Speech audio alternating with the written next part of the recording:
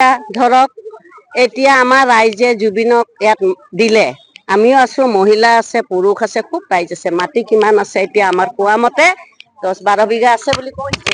কওঁতে এতিয়া আমি এই আজি ইয়াত আহিব কোৱাৰ পৰা আমি নাজানো যে জুবিনে ইয়াত আহিব বুলি আমি জানা নাছিলো।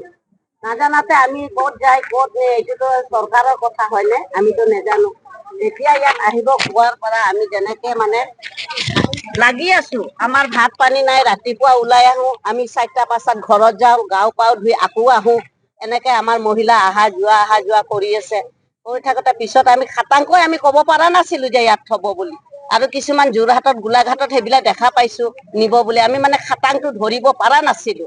যেতিয়া খাটাংটো হেমন্ত বিশ্বজিতে ক'লে যে খাটাং ইয়াতে হ'ব, তেতিয়া আমি আকৌ মানে মহিলাবিলাক আৰু আমাৰ শক্তি বল আহিলে।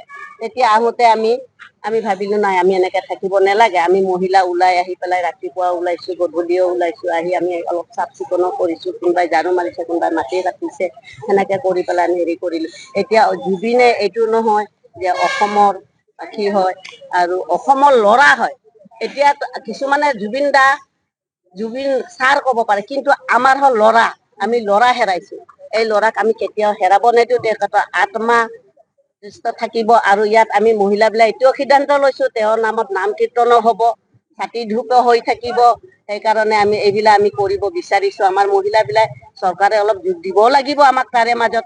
আমি এইটো নহয় যে আমি ইমান ওপৰৰ মহিলা নহয়, সেইটোৰ কাৰণে এয়া চৰকাৰে অলপ আজি ৰাতিপুৱাৰ পৰা সমাধিস্থল চাফ চিকুণ কৰি আছো। আৰু আমাক কোনেও কোৱা নাই যে চাফ কৰিব আহিব লাগে বুলি, কিন্তু আমি নিজে ৰাতিপুৱা 1 কাপ লাল চাহ খাই ওলাই আমি এনেকে ওলাই